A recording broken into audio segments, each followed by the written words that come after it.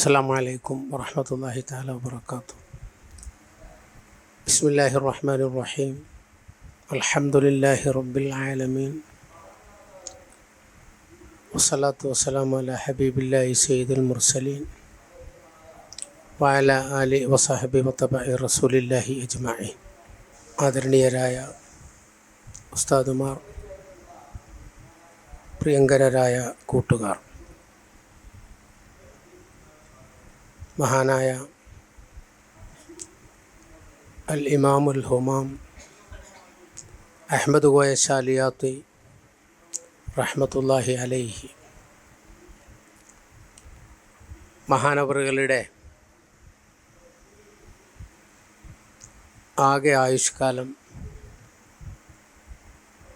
72 വർഷമാണ്, അഥവാ 72 വർഷകാലമാണ് അദ്ദേഹം ജീവിച്ചത്. അദ്ദേഹത്തിൻ്റെ ജീവിതത്തിൻ്റെ ചിത്രം നാൾ വഴികളിലൂടെ പറയാൻ ശ്രമിക്കുമ്പോൾ അത് പൂർണ്ണമാക്കാൻ പലതരത്തിലും പ്രയാസങ്ങളുണ്ടാകും. അതുകൊണ്ട് ജീവചരിത്രം എന്നത് വിട്ട് മഹാനുഭാവൻ്റെ ചരിത്ര ജീവിതത്തിൽ നിന്ന് ഏതാനും ചില ഭാഗങ്ങൾ പറയാനാണ് ഞാൻ ഉദ്ദേശിക്കുന്നത്.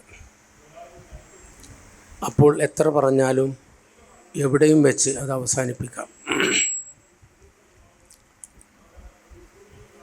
നമുക്കെല്ലാവർക്കും അറിയാവുന്നതുപോലെ കേരളം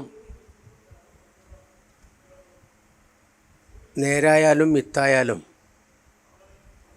ഖൈറുല്ലാഹിയുടെ കേദാരം തന്നെയാണ്. അള്ളാഹുവിൻ്റെ അതുപോലെ മഹാനരായ ഹബീബ് സല്ലല്ലാഹു അലൈഹി വസല്ലമ തങ്ങളുടെയൊക്കെ തിരുനോട്ടവും പരിചരണവും നന്നായി ലഭിച്ചിട്ടുള്ളവരാണ് കേരളക്കാർ. അള്ളാഹു അവൻ്റെ അടിമകൾക്ക് നൽകുന്ന വലിയ സമ്മാനം അവരുടെ ജീവിതത്തിൻ്റെ സാർവത്രികമായ സുരക്ഷയും ആത്യന്തികമായ വിജയവുമാണ്. അത് പരിശുദ്ധമായ ഇസ്ലാമിലൂടെ സാധിക്കുന്നതാണ്. അതിലൂടെ മാത്രമേ അത് സാധിക്കൂ. ഈ വിശുദ്ധ ഇസ്ലാമിനെ യഥാവിധി എക്കാലത്തും മനസ്സിലാക്കുവാൻ സാധിക്കുന്ന ഒരു സാഹചര്യം സ്വതന്ത്രമായി നിലനിൽക്കുക എന്നത് നമ്മുടെ കേരളത്തിൻ്റെ ഒരു മഹാഭാഗ്യമാണ്. മഹാനരായ റസൂലുള്ളാഹി സല്ലല്ലാഹു അലൈഹി വസല്ലമ തങ്ങൾ പരിശുദ്ധ ദീനിൻ്റെ ചൈതന്യം ചോരാത്ത കൊള്ളക്കൊടുക്കലുകൾക്ക് നിശ്ചയിച്ചിട്ടുള്ള ഘടകങ്ങളും ഉപാധികളുമൊക്കെ എക്കാലത്തും നമ്മുടെ കേരളത്തിലുണ്ടായിട്ടുണ്ട്. പണ്ഡിതരാണ് ഇതിന് നേതൃത്വം നൽകേണ്ടത്. അതുകൊണ്ട് പാണ്ഡിത്യം എന്നത് കേവലമായ ഒരു അറിവ് സമ്പാദനം മാത്രമല്ല, വലിയ ഒരു ദൗത്യ നിർവഹണത്തിന് വേണ്ടി പടച്ചതമ്പുരാൻ്റെ പാകപ്പെടുത്തൽ കൂടിയാണ്. അതിന് പാകപ്പെട്ട്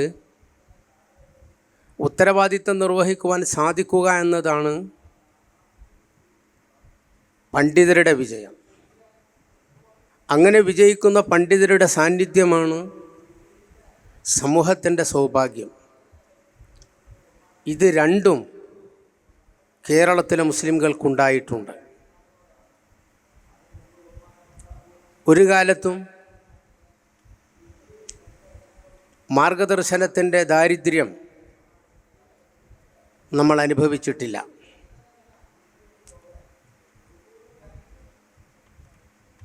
ഇസ്ലാമിൻ്റെ സൗന്ദര്യം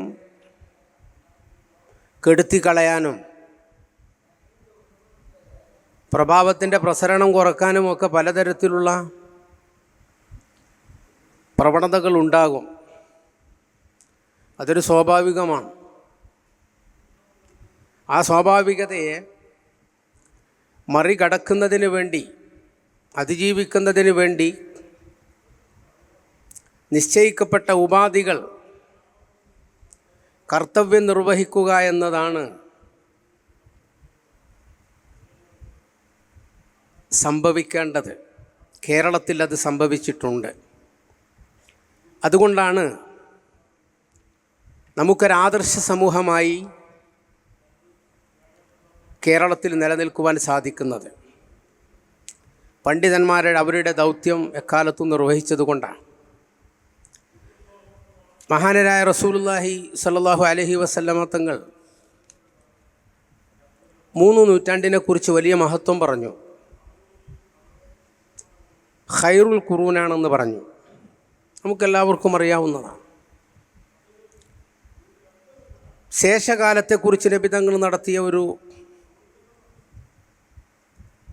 ദീർഘദർശനമുണ്ട്. നബി തങ്ങളുടേത് ഒന്നും കേവലമല്ല. പ്രവാചകനെന്ന് പറഞ്ഞാലും അത് അടിയുറച്ച അറിവുകളാണ്. അപ്പോൾ നബി തങ്ങൾ പറഞ്ഞു, യഹ്മിലു ഹാദൽ ഇൽമ മിൻ കുല്ലി ഖലഫിൻ ഉദൂലുൻ. വളരെ പ്രസിദ്ധമായ ഒരു ഹദീസാണിത്. പിൽക്കാലത്ത് ഇൽമാണല്ലോ ദീൻ. നുബുവത്ത് എന്ന അറിവിനെ സാധാരണ മനുഷ്യ ജീവിതത്തിലേക്ക് സന്നിവേശിപ്പിക്കുമ്പോൾ ആയിത്തീരുന്നതാണ് ഇൽമ് എന്ന അവസ്ഥ. അതിൻ്റെ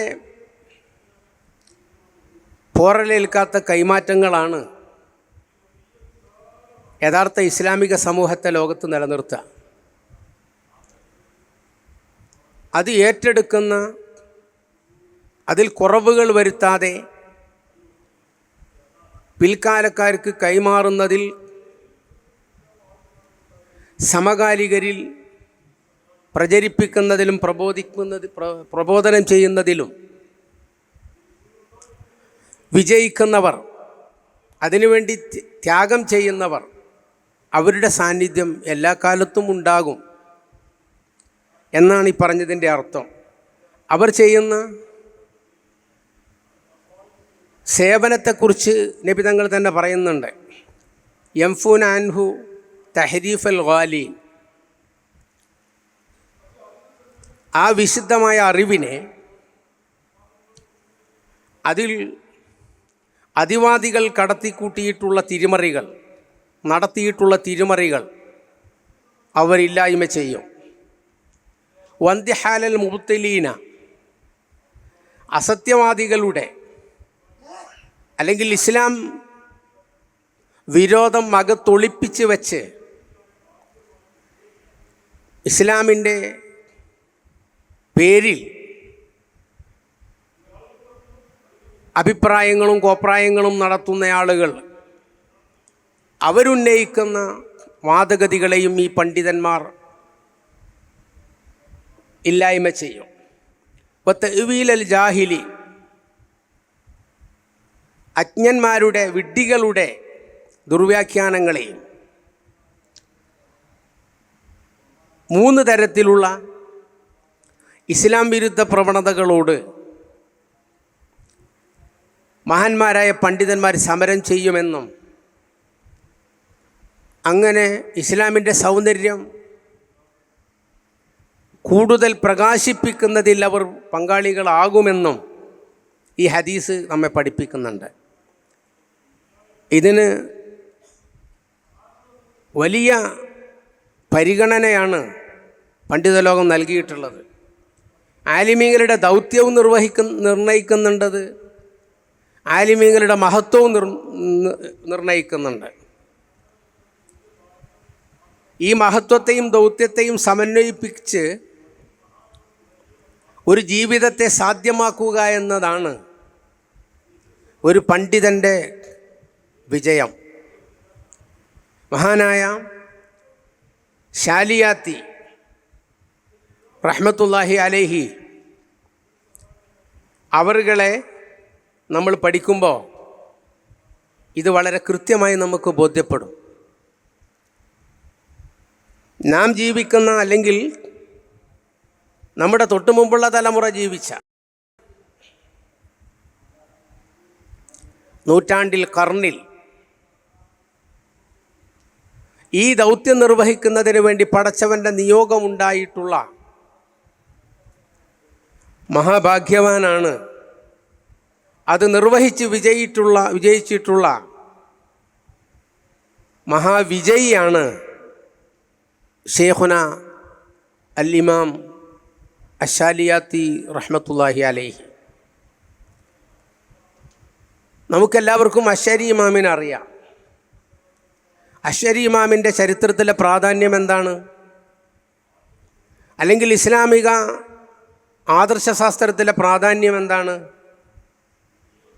അതൊക്കെ നമുക്കിപ്പോൾ ഊഹിച്ചെടുക്കാം. എന്നതുപോലെ കേരളീയ സമൂഹത്തിൽ പരിശുദ്ധ ഇസ്ലാമിക ആദർശത്തെ, അതിനെതിരെയുള്ള പ്രവണതകളോട് ശക്തമായ നിലപാടും പോരാട്ടവും നടത്തി വിജയിച്ച തേരാളിയാണ് ബഹുമാനപ്പെട്ട ശാലിയാത്തി അവർകൾ. പരാജയപ്പെട്ട പോരാട്ടമല്ല, വിജയിച്ച് തേരാളിയായ മഹാനുഭാവനാണ് മഹാനായ ശാലിയാത്തി. സമസ്ത കേരള ജംഇയ്യത്തുൽ ഉലമ ശാലിയാത്തിയെക്കുറിച്ച് പറയുമ്പോൾ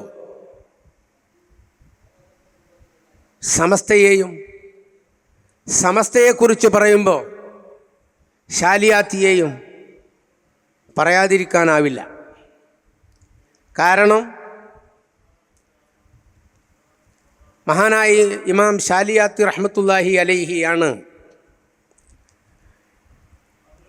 സമസ്ത കേരള ജംഇയ്യത്തുൽ ഉലമ എന്ന പേരും ആ പേരിൻ്റെ സത്തും അതിൻ്റെ ആദർശവും താഴ്വേരുകളുമെല്ലാം നമുക്കിന്നീ കാണുന്ന വിധത്തിലേക്ക് വേണ്ടി ഒരു കരുതലായി സമ്മാനിച്ച് കടന്നുപോയിട്ടുള്ളത്. ഹിജ്റ 1302 മഹാൻ ജനിക്കുന്നത്. അതിനുശേഷം പ്രഗത്ഭമതികളായ പണ്ഡിതരിൽ നിന്ന് വിദ്യാഭ്യാസം നേടി മഹാനായ നെല്ലിക്കുത്ത് അലി മുസ്ലിയാർ, അതുപോലെ വലിയ ബുദ്ധിജീവിയായിരുന്ന ചാലിലകത്ത് കുഞ്ഞ് അഹമ്മദ് ഹാജി, വേലൂർ ലത്തീഫിയായാലും അതുമായി ബന്ധപ്പെട്ടുമുള്ള വലിയ മഹാപണ്ഡിതന്മാർ, സ്വന്തം പിതാവ് തുടങ്ങിയവരിൽ നിന്നൊക്കെയാണ് മഹാനവറുകൾ വിജ്ഞാനം നേടുന്നത്. വിദ്യാർത്ഥി ജീവിതകാലം പരിസരങ്ങളെ നന്നായി ശ്രദ്ധിച്ചുകൊണ്ട് ജീവിച്ചത് കൊണ്ടാവാം വിശുദ്ധ ഇസ്ലാമിൻ്റെ പ്രഭാവം കെടുത്താൻ വേണ്ടി നിലനിൽക്കുന്ന എല്ലാ പ്രവണതകളെയും മഹാനവറുകൾ നേരത്തെ തിരിച്ചറിഞ്ഞിട്ടുണ്ട്. മഹാനായ ഷെയ്ഖ് ജിഫിരി ഖദ്ദസല്ലാഹു സിർറഹുൽ അസീസ് കേരളത്തിലേക്ക് വന്നപ്പോൾ മുഹമ്മദ് ബിൻ അബ്ദുൽ വഹാബിൻ്റെ പ്രവർത്തനം സൗദി അറേബ്യയിൽ നടക്കുന്ന കാലത്താണ്. യമനിൽ നിന്നാണല്ലോ ഷെയ്ഖ് ജിഫ്രി കേരളത്തിലേക്ക് വരുന്നത്.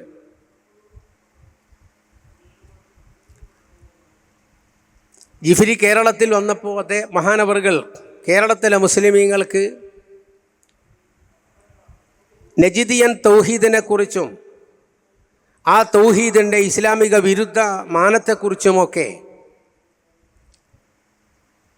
വിവരിക്കുന്നതിന് വേണ്ടി അൽ ഇർഷാദാത്തുൽ ജിഫ്രിയ എന്ന പേരിൽ ഒരു കവിത എഴുതിയിട്ടുണ്ടായിരുന്നു. അതിപ്പോൾ പ്രസിദ്ധീകൃതമാണ്, വാങ്ങാൻ കിട്ടും. സമസ്ത കേരള ജംഇയ്യത്തുൽ ഉലമയുടെ പിറവികൾക്ക് എത്രയോ വർഷങ്ങൾക്ക് മുമ്പാണ് മഹാനായ ശാലിയാത്തി അൽ ഇർഷാദാത്തുൽ ജിഫ്രിയ്യക്ക് വ്യാഖ്യാനം എഴുതുന്നത്. ആ വ്യാഖ്യാനത്തിലും അവിടെ മാത്രമല്ല, മഹാനവറുകൾ ഈ പിഴിച്ച പ്രസ്ഥാനക്കാരെ കുറിച്ച് പറയുമ്പോഴൊക്കെ ബഹുമാനപ്പെട്ടവർ പ്രയോഗിക്കുന്ന പദങ്ങൾ വളരെ കടുത്തതാണ്. മഹാനായ ഷേഖ് ജിഫ്രി പറഞ്ഞതും വളരെ കടുത്തതാണ്. അതൊക്കെ നിങ്ങൾ സംഘടിപ്പിച്ച് വായിക്കണം. ഈ നജിദിയനെ കുറിച്ച് അഥവാ മുഹമ്മദ് ബിൻ അബ്ദുൽ വഹാബിനെ കുറിച്ച് പറയുന്ന ഭാഗത്ത് മഹാനായ ശാലിയാത്തി അദ്ദേഹത്തിൻ്റെ പിഴവുകളും അപലക്ഷണങ്ങളുമൊക്കെ നന്നായി പറയുന്നുണ്ട്. സമസ്തയുടെ പിറവിക്ക് എത്രയോ മുമ്പാണ്, 1920 മുമ്പാണ്.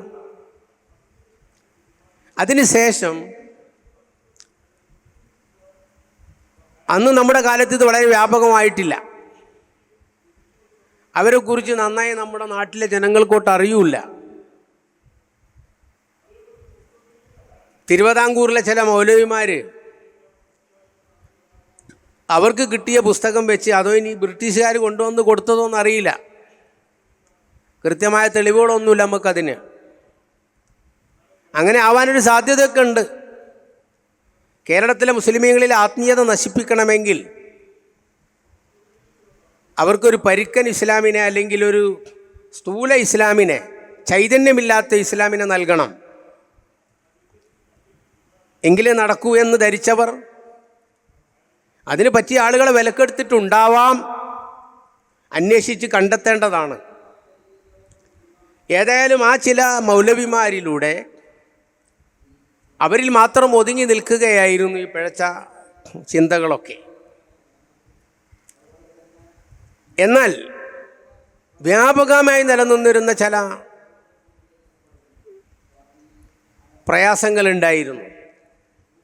ആത്മീയ ചൂഷണത്തിൻ്റെ വഴികൾ. മഹാനവറുകൾ ആദ്യം എഴുതിയ കിതാബ് അതല്ലെങ്കിൽ ഫത്വ അതല്ലെങ്കിലും, അതൊരു ഫത്വയാണ്. ചോദ്യങ്ങൾ വരുമ്പോഴാണ് മൂപ്പർ കാര്യങ്ങൾ വിശദീകരിച്ചിട്ടുള്ളത് പലപ്പോഴും. അല്ലാതെ സാഹചര്യങ്ങൾ ആവശ്യപ്പെട്ടതിനനുസരിച്ചും ചെയ്തിട്ടുണ്ട്. നമ്മുടെ 10 കിതാബിലെ 40 ഹദീസ് എല്ലാവരും കണ്ടിട്ടുണ്ടാവും. എളുപ്പമുള്ള ഹദീസുകളാണ്. അതിങ്ങനെ ഒരു തലക്കെന്ന് വായിച്ചാൽ അത് മലയാളത്തിലാണ് എഴുതിക്കണമെന്ന് തോന്നിപ്പോ, അത്ര എളുപ്പമാണ്. അപ്പോൾ ആ ഹദീസുകൾ മുഹമ്മദ് ലബ്ബ ആലിം സാഹിബിൻ്റേതാണ് ആ ക്രോഡീകരണമെന്നാണ് പറയപ്പെടുന്നത്. അതിൻ്റെ തഹ്രീജ് നടത്തിയിട്ടുണ്ട് ആദ്യം. അത് വളരെ ചെറുപ്പത്തിലാണ്. അങ്ങനെയുള്ള ഗ്രന്ഥരചനകളൊക്കെ നേരത്തെ നടന്നിട്ടുണ്ട്. ശാലിയാത്തിയുടെ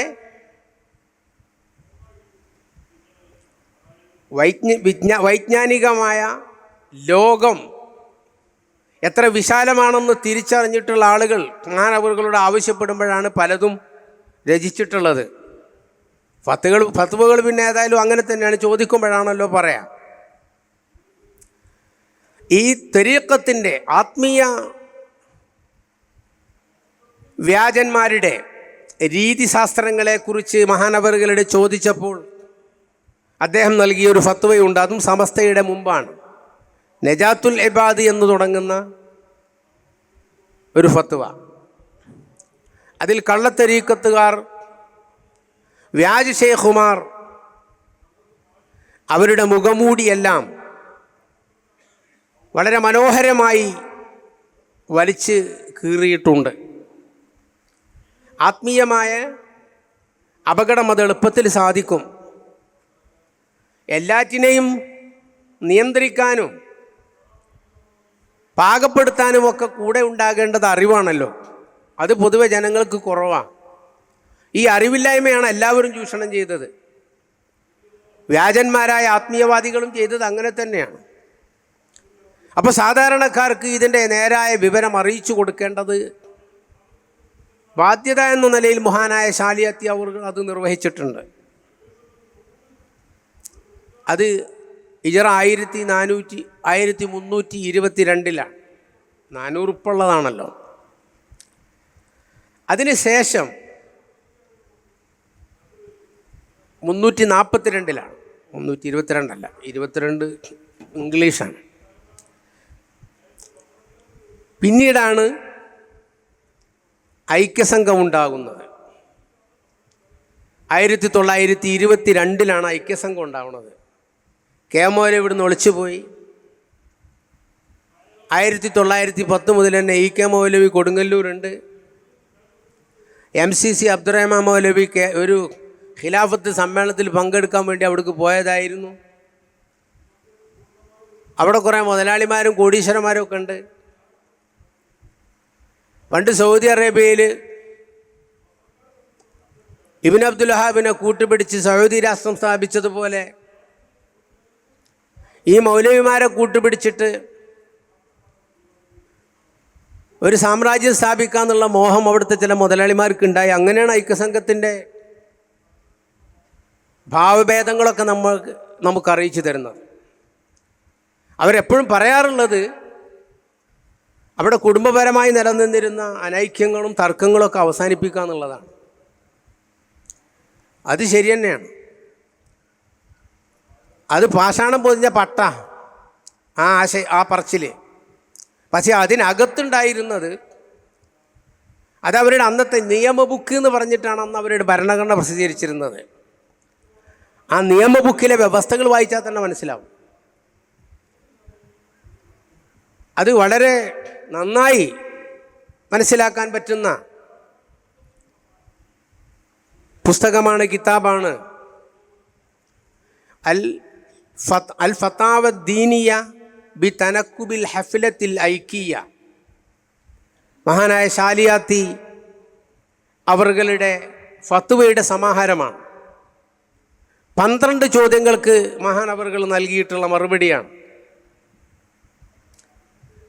അത് കേവലം വെറും വിശ്വാസപരമായ കാര്യങ്ങൾക്കുള്ള മറുപടിയല്ല. ഐക്യസംഘം എന്ന് പറയുന്ന ആ സംവിധാനം വിശുദ്ധ ഇസ്ലാമിനോട് പൊരുത്തപ്പെടാത്ത, തങ്ങളുടെ താല്പര്യങ്ങൾക്ക് വേണ്ടി പ്രചരിപ്പിക്കുന്നതും വ്യവസ്ഥവൽക്കരിച്ചിട്ടുള്ളതുമായ കാര്യങ്ങളെയാണ് അതിൽ അദ്ദേഹം വിശദീകരിക്കുന്നത്. 12 ചോദ്യങ്ങൾ. ഈ 12 ചോദ്യങ്ങൾ അദ്ദേഹത്തോട് ഉന്നയിക്കുന്നത് ഐക്യസംഘത്തിൻ്റെ 1-ാം വാർഷികം നടന്നു. ഇങ്ങനെ ആദ്യം നിഷ്പക്ഷ സംഘമായിരുന്നു. അക്കൊല്ലം തന്നെ കുറച്ച് കഴിഞ്ഞപ്പോൾ അതൊന്ന് നന്നാക്കാൻ നല്ലത് ഐക്യസംഘം നാക്കലാണ്. മുസ്ലിം എന്ന് പറഞ്ഞാൽ മാപ്പിളാരില്ലോടത്തും മുസ്ലിമീങ്ങൾ എല്ലായിടത്തൊക്കെ അത് അങ്ങോട്ട് വ്യാപിപ്പിക്കാം. അങ്ങനെ നാട് മുഴുവനും ഈ മുതലാളി മൗലവി മുന്നണിക്ക് അവരുടേതായ ഒരു സാമ്രാജ്യമാക്കി രൂപീകരിക്കാം, സ്ഥാപിച്ചെടുക്കാം എന്നാണ് അവർ കണക്ക് കൂട്ടിയത് എന്ന് സാഹചര്യങ്ങൾ നമ്മോട് പറയുന്നുണ്ട്. ഇതൊന്നും അങ്ങനെ അവരെഴുതിയതല്ല. നിങ്ങളെല്ലാവരും നല്ല അന്വേഷണം നടത്തി കണ്ടെത്തേണ്ട ഒരു ഭാഗമാണിത്. അപ്പോൾ മഹാനവറുകൾ ഇതിൻ്റെ ആദ്യത്തിൽ തന്നെ പറയുന്നുണ്ട്, ഈ ഫത്വയുടെ തുടക്കത്തിൽ പറയുന്നുണ്ട്, കുഞ്ഞാലൻ എന്ന് പറയുന്ന ഒരു എറിയാട്ടുകാരൻ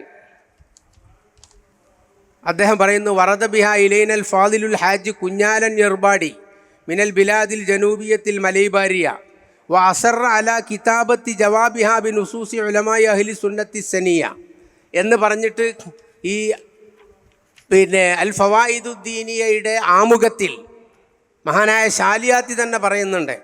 ഈ കുഞ്ഞാലൻ ഹാജി എന്ന് പറയുന്ന ആൾ അവിടുത്തെ ഒരു പണക്കാരൻ തന്നെയാണ്.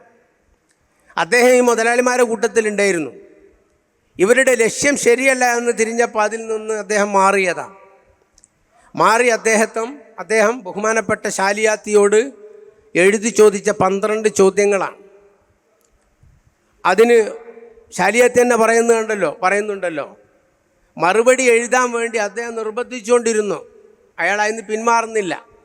അങ്ങനെ ഞാൻ അതിനെക്കുറിച്ച് മറുപടി പറഞ്ഞതാണെന്ന് പറഞ്ഞിട്ടാണ് ഈ അൽ ഫവായിദുദ്ദീനിയ എന്ന ഗ്രന്ഥത്തിലെ ഫത്വകൾ അദ്ദേഹം നൽകിയിട്ടുള്ളത്. പിന്നീടാണ് ഈ ചോദ്യം അഭിമുഖീകരിക്കുന്നത് ശാലിയാത്തിയായതും അള്ളാഹു കേരളത്തിലെ ഇസ്ലാം ദീനിനെ സംരക്ഷിക്കാൻ വേണ്ടി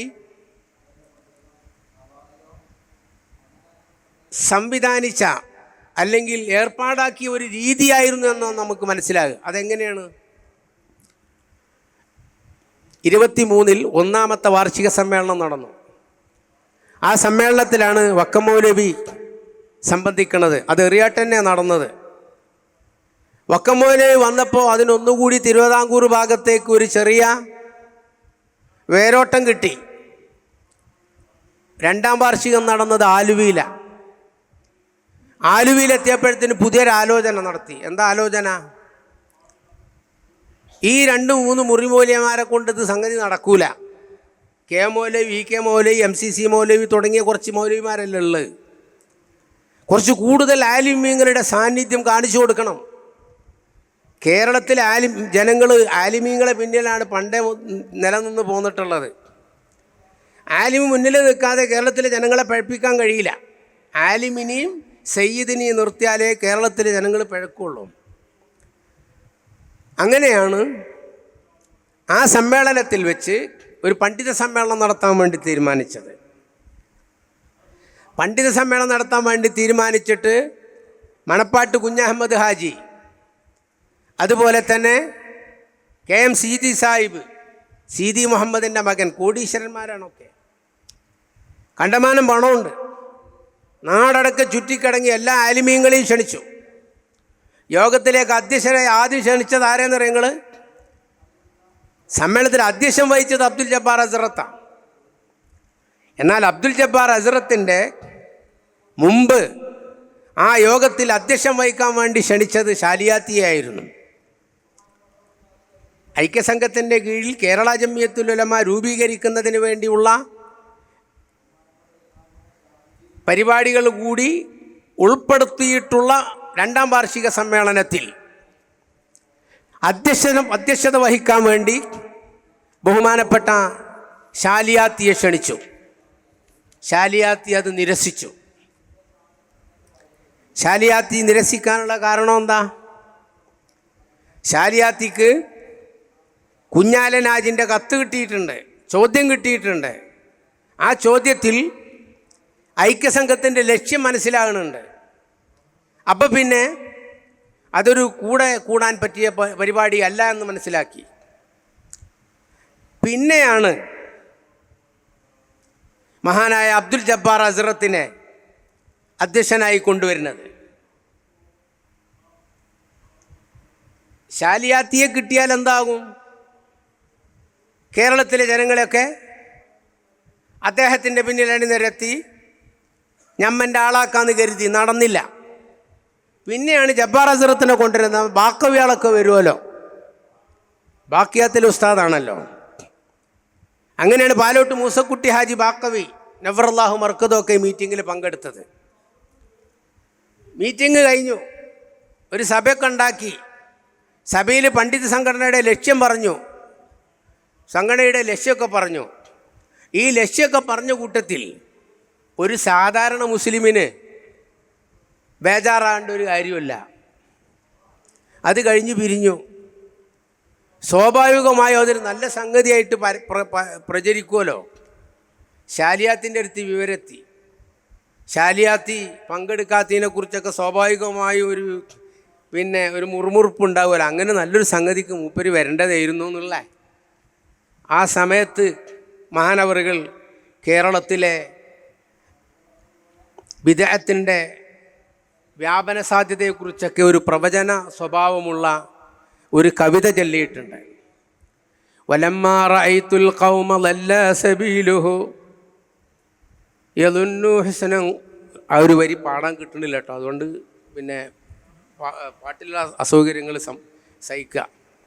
യദുന്നു ഹസനൻ ഖുബ്ഹ മാ ജാഅ മഖീലു തറക്തൂഹും സർആ ബിവാദി മഹാലികി ഫഇന്നി ലഹും ഹാദിൻ ഇലാ ഖൈരി സാലികി യുഖീമൂന ഫിൽ ജഹലിൽ മുറക്കബി മർകബ വയുബ്ദൂന ബിൽ അഖ്വാലി കാമീന മാ കബ്ബ സയദ്ഹറു മിൻഹും മാ അഖൂലു സറാഹതൻ ഫതഫഹമു ഖൗലി ഇദ് ഉബ്ദി ഫിറാസതൻ വലസ്തു ഉബാലിന ഖർബാനി മൻ ഹവാ ബിഹവ്വതി ഇബ്ലീസ് അൽ-ലഈൻ അല്ലദീ ഗവാ അനൽ അഹ്ദറുൽ ജാനി ഖലീതു മസാഇമി ബദാറുസ്തുഹു ഗയ്യം ബിഗൈരി മുസാഹിമി.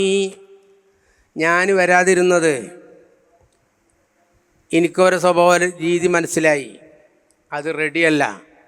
അവർ നല്ലത് എന്ന് പറഞ്ഞ് മോശം ചെയ്തുകൊണ്ടിരിക്കുകയാണ്, അതാണ് അവർ പറയുന്നത്. അതുകൊണ്ടാണ് ഞാൻ പോകാഞ്ഞത് എന്നാണ് ഇതിൻ്റെ ആശയം.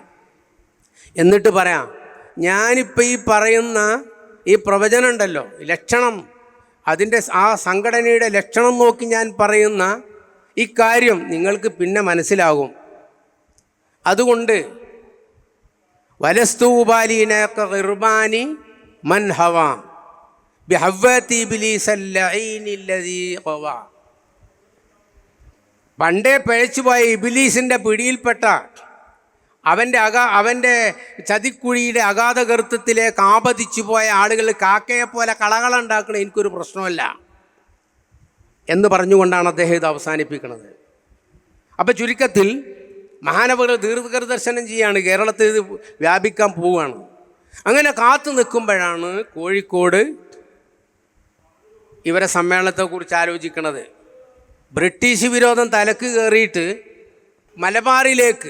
മലബാറിലെ ആലിമീങ്ങളെയും സാധാരണക്കാരെയും ഒക്കെ കൂടെ കയ്യിലെടുക്കാൻ വേണ്ടിയിട്ടാണ് ഐക്യസംഘത്തിൻ്റെ 3-ാം വാർഷികം നമ്മുടെ കോഴിക്കോട് നടത്താൻ തീരുമാനിച്ചത്.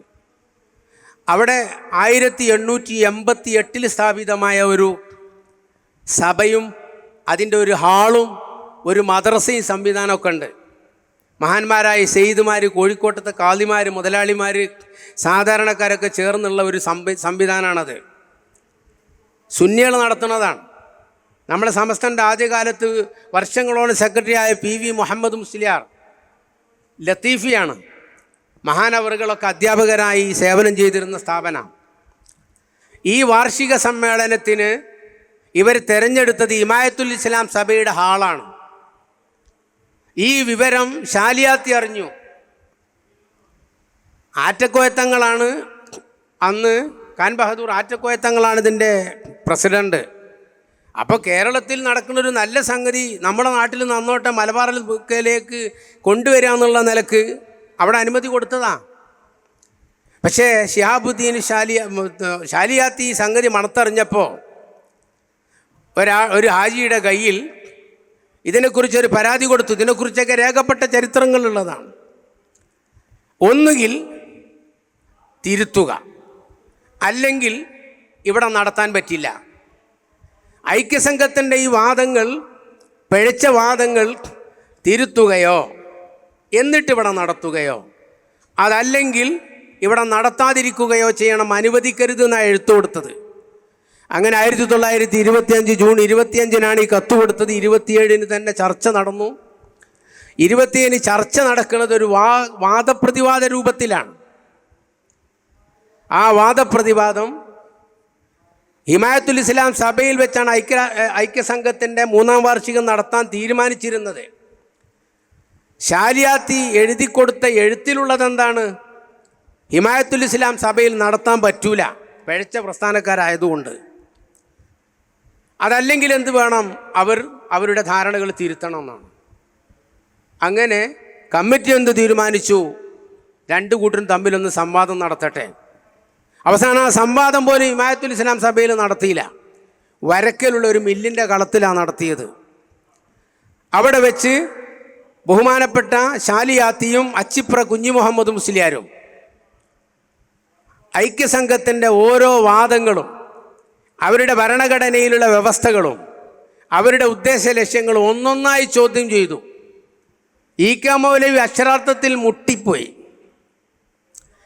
അവസാനം പിന്നെ രക്ഷപ്പെടുത്താൻ, മലയാളം പറഞ്ഞ് രക്ഷപ്പെടാൻ വേണ്ടി സീതി സാഹിബ് രംഗത്ത് വരികയാണ്. അങ്ങനെയാണ് അത് പിരിഞ്ഞത്. അമ്പേ പരാജയം.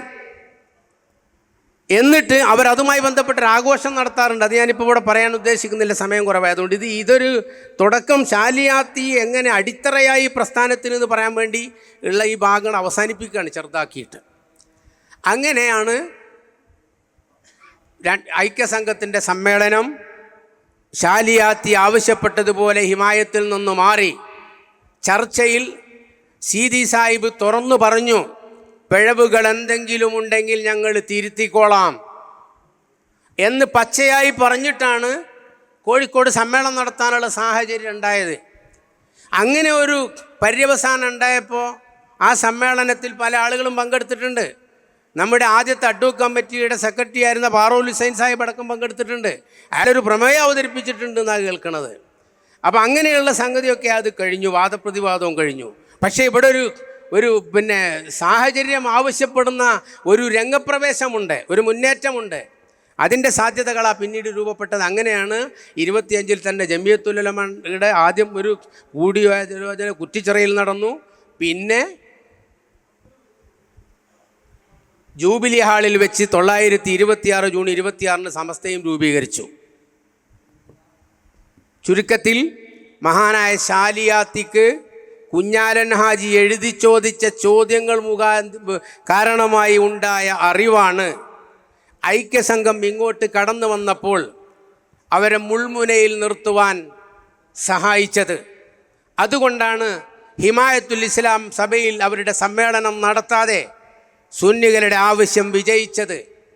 KM സീതി സാഹിബിന് തന്നെ ന്യൂനതകളുണ്ടെങ്കിൽ തിരുത്താമെന്ന് ഉന്നതരായ ആളുകളുടെ മുമ്പിൽ വെച്ച് പറയേണ്ടി വന്നത്. പിന്നെ ഒരു ചെറിയൊരു പോയിൻ്റ് എടുത്തിട്ടാണ് അവർ ആഘോഷിക്കാറുള്ളത്. അത് EK മൗലവിക്ക് ആലിമീങ്ങളോടുള്ള വിരോധം പോക്കാൻ വേണ്ടി അയാൾ അവസാനം രംഗത്ത് വന്നിട്ടൊരു ചെറിയ കളി കളിച്ചതാണ്. അതൊക്കെ നിങ്ങൾ അന്വേഷിച്ച് കണ്ടെത്തേണ്ടതാണ്. അപ്പോൾ ചുരുക്കത്തിൽ സമസ്ത കേരള ജംഇയ്യത്തുൽ ഉലമയുടെ പിൽക്കാലഘട്ടങ്ങളിലുണ്ടായ തീരുമാനങ്ങൾ, പ്രധാനപ്പെട്ട തീരുമാനങ്ങൾ, അതിൻ്റെ അടിസ്ഥാനം നമ്മളെല്ലാവരും മനസ്സിലാക്കേണ്ടത് പരിശുദ്ധമായ അഖിലുസുന്നയുടെ ആദർശത്തിൻ്റെ സംരക്ഷണം തന്നെയാണ്. അതിന് വിഘ്നം തട്ടുമെന്ന് നബി സല്ലല്ലാഹു അലൈഹി വസല്ലമ തങ്ങൾ അന്ന് ഇസ്ലാമിൻ്റെ സൗന്ദര്യം കെടുത്താൻ ചാരാൻ പറ്റുന്നതും ചാരാൻ പറ്റാത്തതുമായ കാര്യങ്ങൾ പറഞ്ഞിട്ടുണ്ടെങ്കിൽ അത് 1000 ആണ്ടുകൾ കഴിഞ്ഞാലും അതിന് കോട്ടമൊന്നും പറ്റൂല. അതുകൊണ്ട് സമസ്തയുടെ അടിസ്ഥാന ലക്ഷ്യമെന്തായിരുന്നുവോ അത് ഏതൊരടിസ്ഥാനത്തിലാണോ രൂപപ്പെട്ടത് അതിൽ തന്നെ സമസ്ത സഞ്ചരിക്കുന്നു. വല്ലപ്പോഴും സമസ്തയുടെ പേരിൽ വ്യതിയാനത്തിൻ്റെ സാധ്യതകൾ പ്രചരിപ്പിക്കപ്പെടുന്ന ഒരു സാഹചര്യമുണ്ടാകുമ്പോൾ അവിടെയും അതിജീവനം നടക്കുകയാണ്. അതാണ് സമസ്തയുടെ ഈ 100 വർഷ കാലഘട്ടത്തിലെ അനുഭവ ചരിത്രം. അല്ലാഹു സുബ്ഹാനഹു വ തആല പരിശുദ്ധമായ അഖിലുസുന്നയുടെ കേരളീയ മോഡലിന് അസ്ഥിവാരം നൽകി നമുക്കൊരു പ്രതലവും നമുക്കൊക്കെ ഒരാശയവും ആശ്രയവും മാർഗവും ദർശനം ചെയ്ത് കടന്നുപോയിട്ടുള്ള മഹാനുഭാവനായ ഇമാമുന ശാലിയാത്തി റഹ്മത്തുള്ളാഹി അലൈഹി തങ്ങളവറുകളുടെ നിയന്ത്രണവും ബറക്കത്തും പൊരുത്തവും നമ്മുടെ ജീവിതത്തിൽ എല്ലാ കാലത്തും നിലനിൽക്കുമാറാവട്ടെ. അവരോടുള്ള ബഹുമാനം കാരണം, അവരോടുള്ള ആദരവ് കാരണം നാം ജീവിക്കുന്ന കാലത്തും നാമുമായി ബന്ധപ്പെട്ടവർ ജീവിക്കുന്ന കാലത്തും അടുത്ത് ബന്ധമുള്ള ആരെങ്കിലും പിഴച്ചുപോയത് കാണേണ്ട ഗതികേട് വരാതെ അള്ളാഹു നമ്മെ സംരക്ഷിക്കുമാറാവട്ടെ. അസ്സലാമു അലൈക്കും.